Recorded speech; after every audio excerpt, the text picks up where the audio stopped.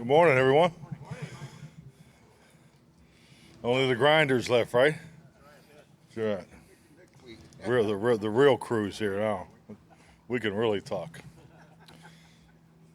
David Moore, Dallas Morning News.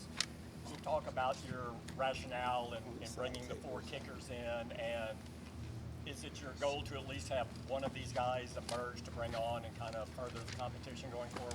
Well, I'll just acknowledge we've had a workout today, but I mean this is to me is part of your process. So I don't really get it's not quite completed before I came here, so I really don't have anything to report on the evaluation. But it's a group that we are fortunate to have them come in and work, and it was good work. Knowing you haven't made a determination yet, but it is an indication doing it at this stage that you haven't been pleased with the competition at that position. Well, I think we're recognizing the fact that you're always evaluating. I mean, you're always evaluating your current players versus other teams, and once again, you've been in practice every day. We've committed a lot of time and energy to the opportunity, so we just want to make sure we max it out. Watkins, Dallas Morning News. Would you like to get this done before you go to Denver, or you want to wait until you get back from Denver before you sign someone? Frankly, I'm going to go right from this press conference to visit with everybody that was out there. So we'll see what comes out of that conversation. Yeah. Scott Dixon with the AP. Your Green Bay days, did you ever have a year where it kind of went in with this uncertainty at kicker and the competition part of it? Oh yeah, definitely. My first year, '06, and then thank God for Mason Crosby. I mean, that's I think it's just when you're fortunate enough to have a long tenured specialist, it definitely is a relief from a head coach's perspective. So yeah, I went through this in '06 with the kickers. Went through it a couple times with the punting position. So I think you just create opportunities, particularly when you're going with a young, more inexperienced specialist, and just trust your evaluation. Todd Archer, the ESPN. With Simi, obviously he was around all last year, didn't catch a pass. Where has he made his biggest strides? All the way through. I think Simi's his work in the off season. I think he's playing to his speed. He's been very physical. Has done a really nice job time and time again in the contested catch area. So I would say Simi's he's in the process of making that second year jump. Do you think you saw some of that last year, just newness to everything? Oh, I think it's all the thing. I think the receiver core obviously had a lot of experience last year, and the opportunities were limited. But no, I think he built a good foundation last year, and I think he really had a good off season. David Hellman, Fox Sports. You noted at the start how quickly this week after ramp up and before Denver was going to go by. Now that it's mostly over with, how do you feel about the work that y'all can getting done? That was really part of the message to the team today. It's just this time of year goes so fast, and just the urgency and keeping the light bright on what you're able to get done here. And I think it just manifests the reality of you only get so many fundamental drills, you only get so many padded practice drills, and but I think the work's been good. I don't want to jinx it, but we've been able to improve every single day, and I think when you're able to do that through the install phase, because to me the 8 install practices have always been the hardest practice, because particularly for young players, and you can see it in their missed assignments and mental errors, because they come in and everything they did the day before isn't carried over till today. So I mean it's they're dealing with the new schemes today. The emphasis is 4-minute backed up and goal line, so this will be really the first time we'll be able to hit goal line, both offense and defense. So, once you get through this practice here, as far as the scheme, when we get into Denver work, game plans, and things like that, I think players are able to catch your breath and focus. They're not thinking as much about the scheme. They're out there playing. I know it's Clarence Hill for Star Telegram. We've talked so much about one-score games and games coming down to the last minute. How important is it to get the kicking situation right? I know you try to be patient, but how important is that? Very important. It's a difference, and you're going to be in at least 8 to 10 games. It comes down to the last series. In a 2-minute drill. That's what the stats show you. Playoff football, it's every game except one last year. We watched the with the goal line emphasis going in today, we watched the FC Championship game. They had 9 plays inside the 2-yard line at the end of that game. So, and that's the difference, going to the Super Bowl and not going to the Super Bowl, and it's been that way quite some time in playoff football. So, we're just trying to maximize our time in that focus and in that space. And I like the way our players are executing in those situations so far. Talked about not jinxing things, maybe not jinxing. There's not been a fight at practice. Been a couple. Skirmishes, that's debatable. That's debatable. So I'm just curious. What's the difference between a skirmish and a fight? Everybody jumping in and getting involved. Really not been. Well, I think our team is using exemplary techniques in those particular situations. We call it the Viper technique. I think our guys have done a good job. The last thing you want to see a guy do is throw a punch and break his hand. I mean that's not you get thrown out of the game.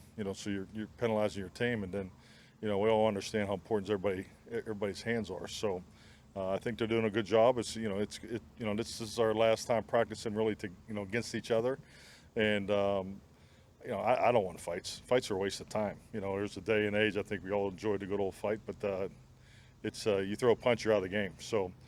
It's important when they do get on the edge, because you want the physicality, you want the competitiveness, you want the chippiness. I want all that. Trust me, so don't think we don't want that. We're not pushing for it, but they got to be disciplined at that point and just kind of lock up, and everybody's got to lock up and get their guy out of there. So that's part of football. The chippiness and the physicality the way you want to this camp? Yeah, I mean we've had enough of it. I don't keep score. I mean there you go. There's a new stat. Boy, you guys are Every time I walk in there, I learn something. But yeah, I'm not charting it, but I think the most important thing, and we've been able to. I don't think there's been a day where just from the practice corrections where you're not seeing carryover from the fundamental drills. You're seeing corrections made from the day before. So and that's all the things you need as a football team to grow through training camp. I mean, we need this work, and like we said earlier, it is going extremely fast. I wish it'd slow down a little bit. Louis Scruggs, NBC5. Can you give us your thoughts on Tyron Smith's camp and the fact that he's been available pretty much every day? Yeah, I mean, Tyron's in great shape. There's times you just watch him go through the off-season program. He's, his physical gifts are extraordinary. I mean, there's times he walks in the room, you think you can just move him to tight end. He's got that kind of ability. So, but yeah, he's having an excellent camp, and I think really you got to be in tune with their workload, both him and Zach. I mean, that's something I know I focus on each day because at the end of the day, these guys play a lot of football, and they need the fundamental work and the situational work, and I think we're definitely hitting the target as far as the quality over quantity. Mike McCarthy, Dallas Morning News. What have your impressions been of your undrafted rookie class, and has Nika Tafua stood out as part of that?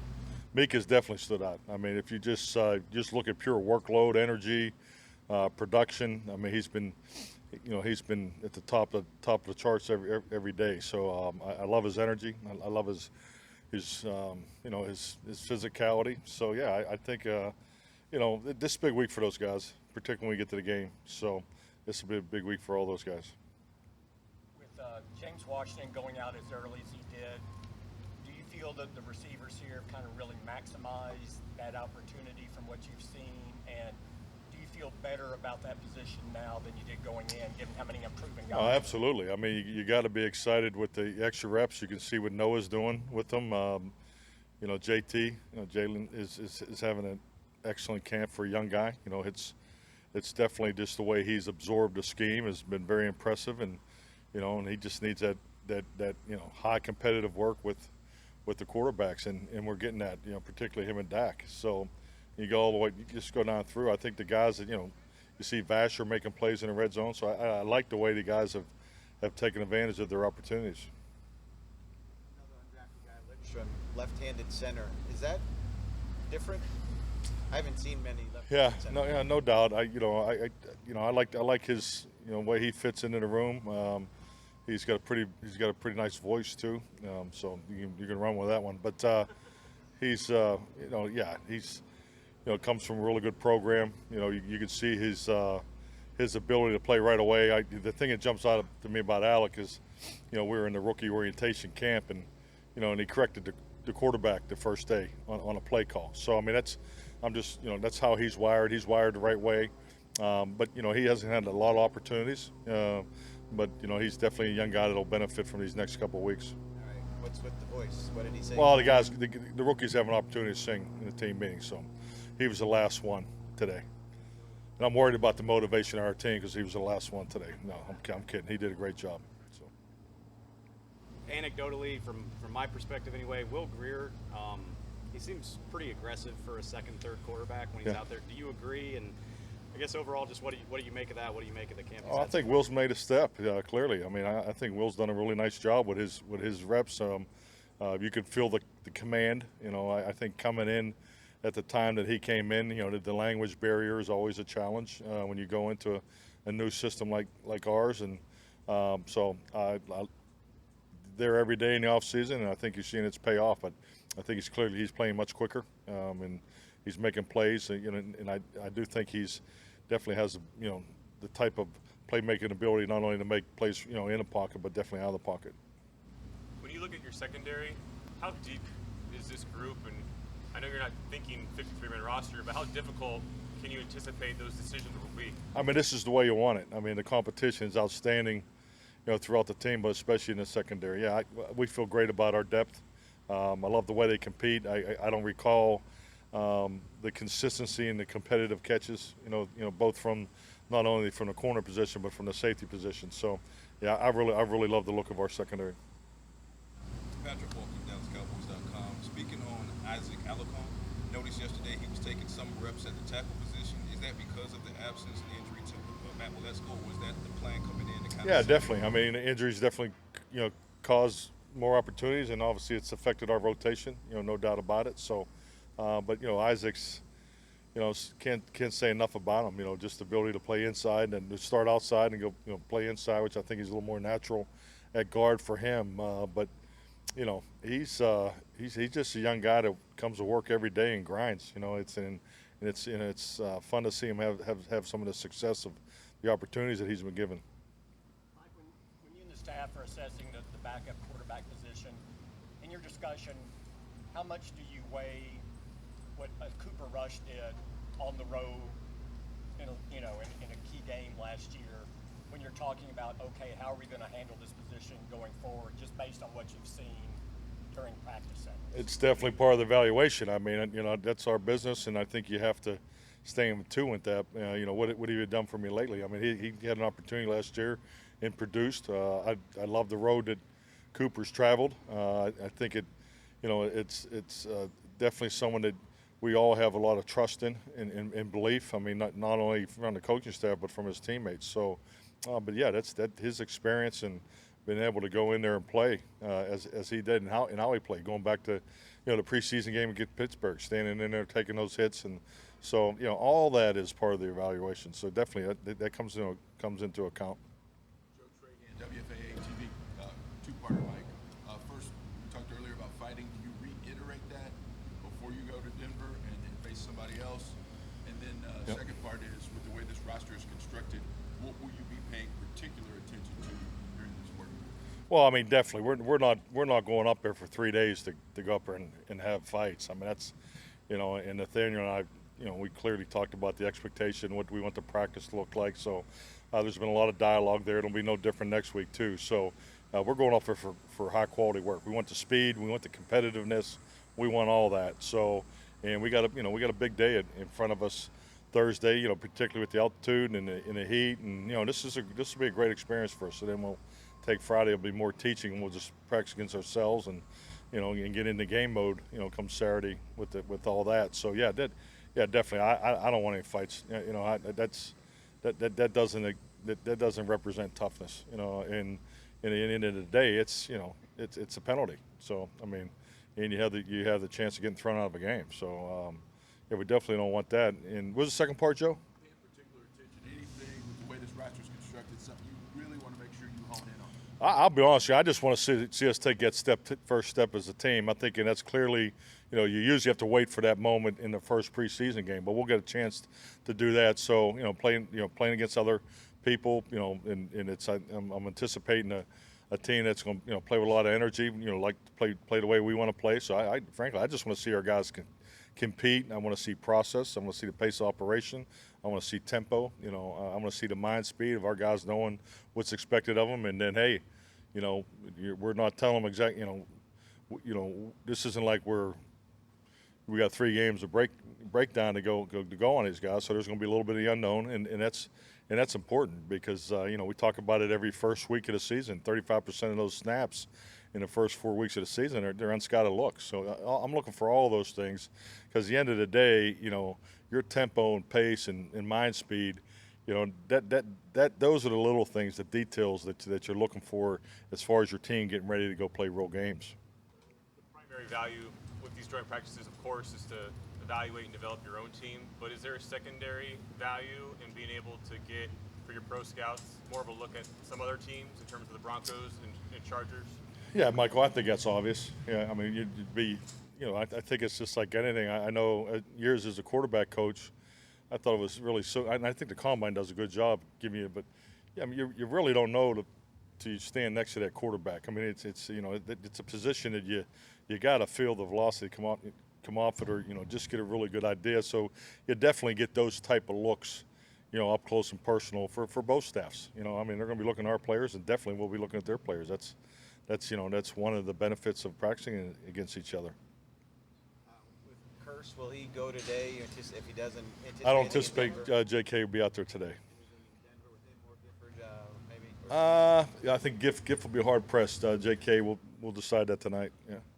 How did Cox look after? Good. Yeah. No. I mean, I think once again, this is more of a just being smart with the reps coming off the his major. I mean, we talk about him and just I want to get used to the brace and so forth. So we'll see how much he goes today. Finish with Brad. Cowboys radio talking about quarterback evaluation between Rush and Greer. And Greer was saying the other day that one of the things that he has had the opportunity to do in camp this year that he didn't have last year is show his understanding and ability to run the offense. But when you go into a preseason game, you're not running the offense, are you? Just like lining up and running plays. How does that go into the evaluation of the quarterback? Well, I mean, the games are most important because at the end of the day, when you got to play quarterback, and it's you just learn this as a quarterback coach. You have to prepare your second, third, fourth quarterbacks for preseason football. Preseason football is different. The protection is not going to be clean, unfortunately. So there's other things going on. I mean, you may have a guy that's playing in front of 75,000 people. The biggest crowd he's been in front of is 7,200. So I mean, you got all those different factors that go into. So I mean, that's the way I've always done it with quarterbacks. So that's why scramble drills are important. I mean, those are why all those things are important. Because at the end of the day, as a quarterback, when they give me the ball, I got to move the team, and that's really what I'm looking for. In Will coming in when he did, the thing you always loved about Will, and going back to West Virginia, I mean, a guy played with a lot of moxie. And he has that, and you didn't really see that last year on the scout team, and that's not and it's a different deal. The timing of everything. So I'm excited to see him playing real games. Thank you. Thank you.